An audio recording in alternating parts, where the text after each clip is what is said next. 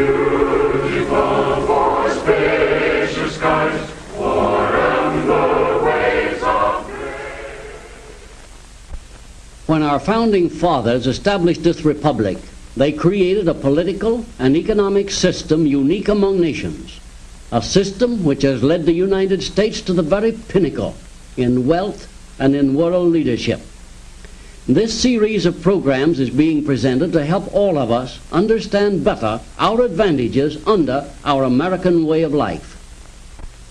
For today's topic, let's join now a group of young people at the National Education Program Workshop in Searcy, Arkansas.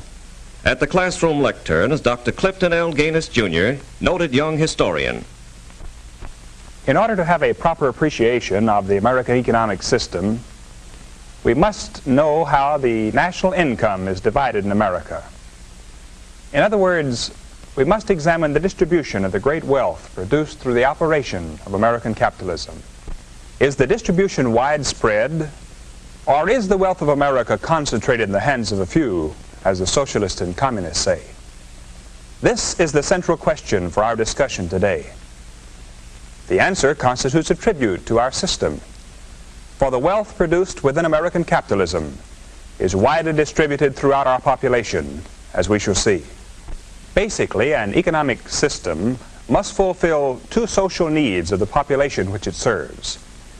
First, an adequate production of goods, and second, an equitable distribution of those goods. Of course, there are other measurements of value for an economic system, and in our previous classroom sessions, we have seen how well our own system measures up, how it provides a high degree of economic freedom and great incentives for personal achievement, thus bringing about national progress. We know that American capitalism is morally right because its chief elements, private ownership, the profit motive, and the competitive market, are wholesome and good. They are compatible with God's laws and the teachings of the Bible.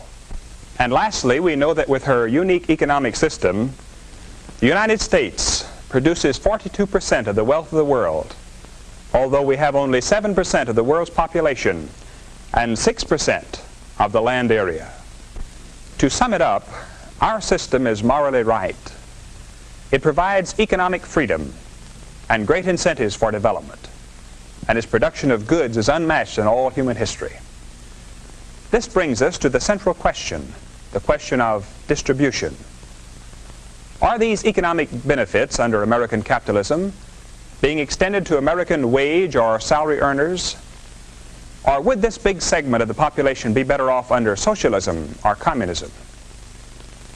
A dramatic answer to this question came from an English socialist who visited America after Great Britain had experienced a socialist system for 5 years. Tell me, who could possibly afford to buy food in a place such as this? Well, this is just an ordinary food market. Most everybody in America shops in stores like this from time to time. You don't have to be a capitalist. It's not a luxury. Look at this, for instance. Competition and big volume keep prices down. I say, begging your pardon, sir, are you a capitalist? What'd you say? What I mean is, what is your work? I'm a railroad engineer. Utterly impossible. Another dramatic answer to the question of America's distribution of wealth was given by a Russian communist who visited America. Who owns all these automobiles? The employees in the plant. That cannot be. The sons of toil, they are chained to their capitalist machines. They are exploited. They have nothing, absolutely nothing under capitalism. The communist was amazed, of course. In communist countries, the workers do not have cars. A few of the lucky ones have bicycles, and the bicycle is a trademark of English and European workers. Comparatively few own cars. In America, as we all know, there are more automobiles than families, and this is only a hint of our productivity. We'll risk a guess as to the total amount of the national income during this amazing productive era in America. Let's say for the last 25 years. Yes? I would say it would be hundreds of billions. Actually, it's up in the trillions.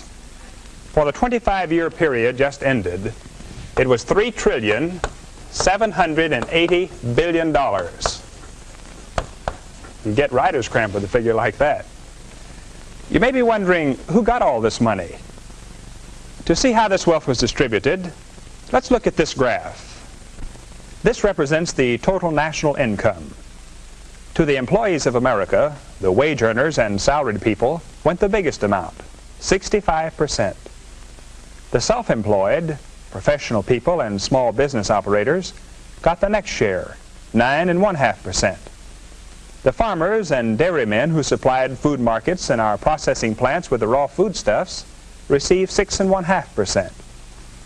Stockholders, the people who could save a little money and invest it in business and industry, received 4%. And you will remember that this amount was widely diffused, since there are 18 million stockholders in America today.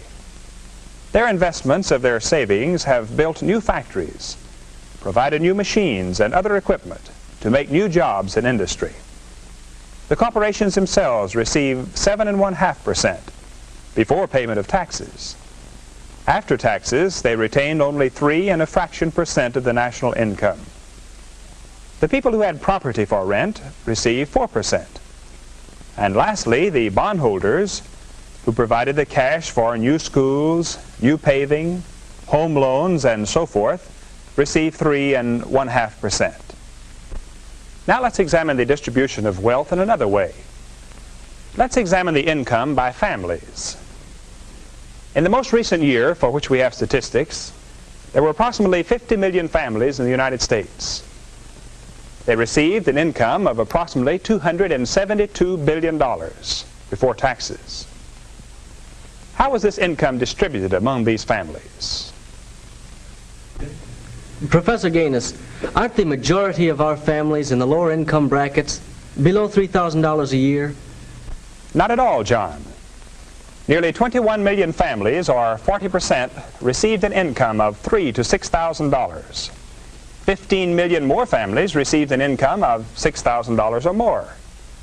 These two groups contain 70% of the population.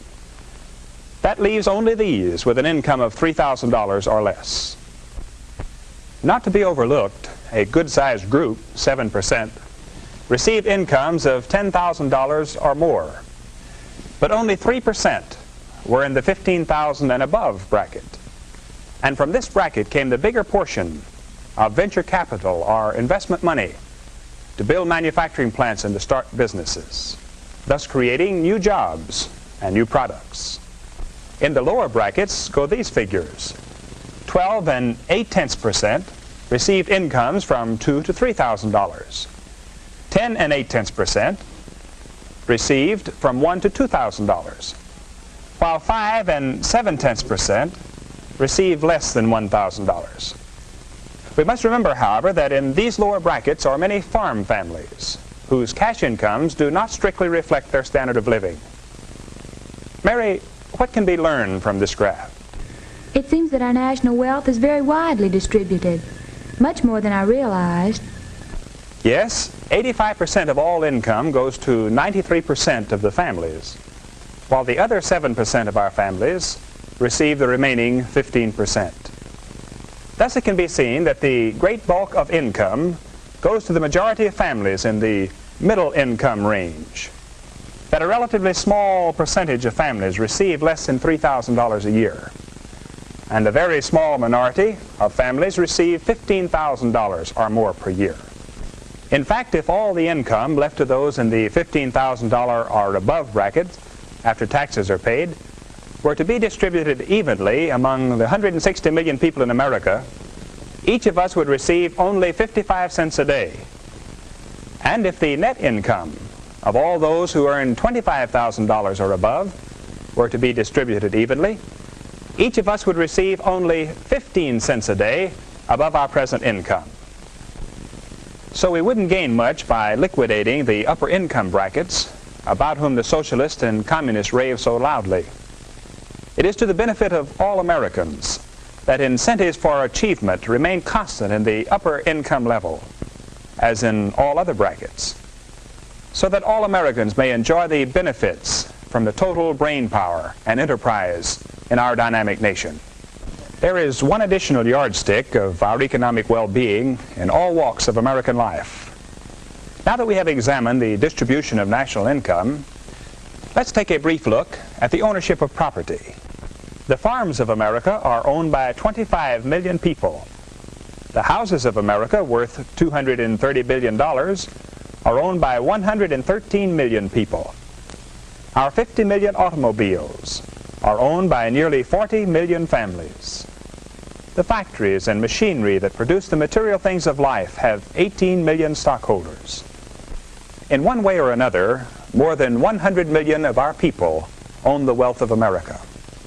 And the remainder, most of them children and youths, will at some time in their lives own substantial wealth.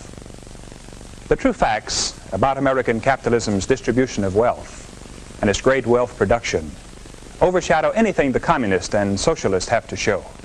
The truth about the distribution of wealth under American capitalism makes Karl Marx the world's worst prophet.